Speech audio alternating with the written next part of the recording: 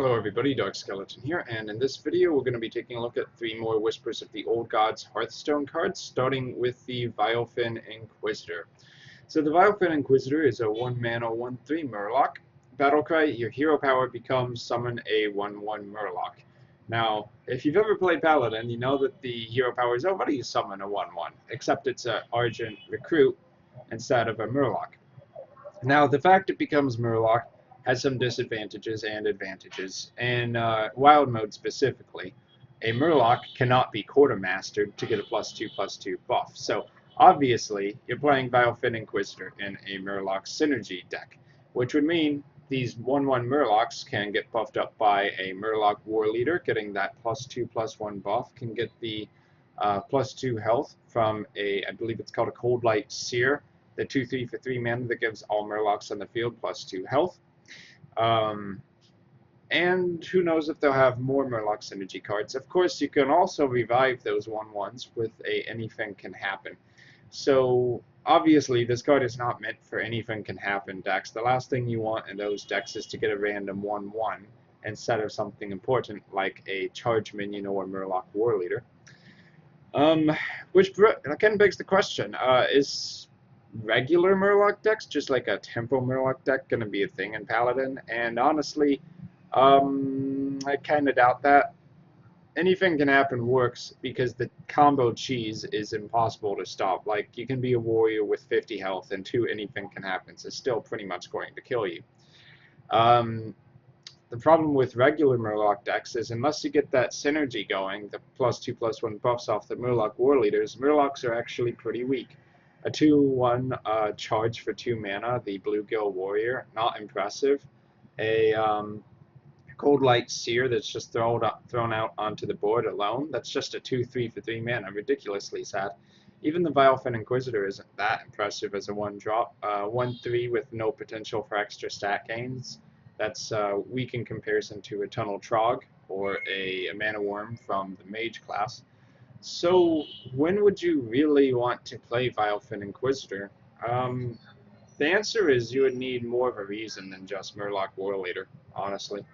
Aggro Murloc, I don't necessarily think that's going to be a thing in Paladin, unless there are more cards to support it. Maybe they'll be like, Anything Can Bloodlust, 5 mana, give all your Murlocs +10 attack, or something stupid like that, who knows. But currently, it just seems kind of gimmicky and not really playable. Where it would be kind of interesting as a card is if you Thought Steal it as a priest, or maybe Burgle it as a rogue, and then you play it, and then you throw away your old hero power to get the 1/1 hero power, which is actually not bad. Over the course of a long game, summoning a lot of 1/1 dudes is kind of impactful. It's not always the hero power you want, but in some cases it wouldn't be bad to play this as a stolen card. But yeah, moving on. So next up we have the Master of Evolution, a Shaman card. 4 mana, 4/5, Battlecry, transform a friendly minion into a random one that costs 1 more. I actually like this card a lot. It's like a Recombobulator, but it makes you have a better minion. Recombobulator was actually almost... I think it saw a little bit of play, but it was almost good enough to call a constructed card, I think, personally. Gimmicky, but useful in some circumstances. I think that the Master of Evolution, though, is actually a bit more playable than that, because transforming a 3-drop into a 4-drop, that could mean your 3/3 Blood Knight, or something that never had a buff on it, or Mind Control tech, gets turned into a 4/5 Yeti, and that's pretty value. The downside is, of course, you have to risk it. You have to accept the consequences that you might get a minion you really don't want, or that it's just terrible stats for the cost.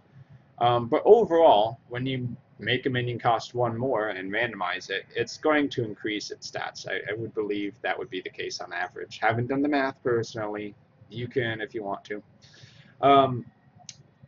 Now, where you could see this card being really useful is if you have Battlecry minions or cards with effects that hit the field and then basically become dead at a certain point. Like, let's say you play a Flame Tongue Totem, your opponent clears everything but the totem, so it has nothing to buff, and then effectively it's literally just a 2 mana 0/3 on the board. you could play Master of Evolution and turn it into a 3-drop that can actually do something. Or a better example might be you have Manatide Totem on the board, but your opponent is trying to let you draw as many cards as possible. This is what I do to people, by the way. And you're like, oh shit, I better stop drawing cards. And also, a 0-3 doesn't do anything for me, and I can't trade it in. So then you play Master of Evolution, and that 3-mana Manatide Totem that is actually harming you becomes a 4-drop, which can fight for board, or maybe put enough pressure to finish your opponent off. So I think in situations like that, that's where Master of Evolution really shines. Another obvious example would be if your minion, you have like an actual fighting minion on the board, and it got weakened to 1 or 2 HP, well, then the new minion is going to have 4 HP, of course. So yeah, I think this will be pretty solid. How much do totems cost to play from the hand? Are they 2 each? Because if that's the case, then you could transform a totem into a 3-mana minion, which would be pretty good. Or at worst case, if totems are 1 mana from the hand, then that would be a 2-mana minion. But in any case, there's a lot of potential uses for Master of Evolution, and it's already a Chillwind Yeti. So I think this is a card that's going to see a lot of play. I think this is actually constructed viable. I like it a lot. I'll definitely be trying it out. Okay, last card for today. Another Shaman card. Cool, cool. Thing from Below. 6 mana, 5/5, Taunt. Cost 1 less for each totem you've summoned this game. So this is basically beckoning back to Totem Synergy, which was almost a thing with the Grand Tournament. The guy who buffs up your totems was pretty nice, but it was kind of too slow, and overall the totem deck for Shamans didn't really hold enough water against other mid-range decks, like let's just say Combo Druid, everybody's bane of existence since the dawn of time.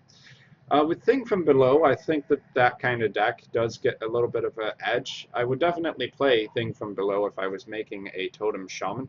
And I think the nicest thing about this minion is that it also has Taunt. So very likely it's going to be a 3-mana or 4-mana 5/5 Taunt to protect your totems, so that when you actually do go into turn 7 and you want to play the Inspire Totem guy to actually give your totem some attack, kind of like a permanent Bloodlust, then this thing is going to block some damage. And that's really good. So I think Thing from Below, if Totem Shaman is a thing, Thing from Below will definitely be a thing. I think it would play both of these in a Totem deck personally, so maybe that'll be where Shamans go here. I think everybody knows that Shamans have been pretty weak outside of the aggro Shaman for quite a while, so mid-range Shaman does seem like it could become a thing in this set. Here's hoping, because I do like Shaman as a class personally. So that's it for today, guys. I've been Dark Skeleton. Thanks again for watching, and as always, tune in tomorrow or the next day for some more card reviews. Peace, guys.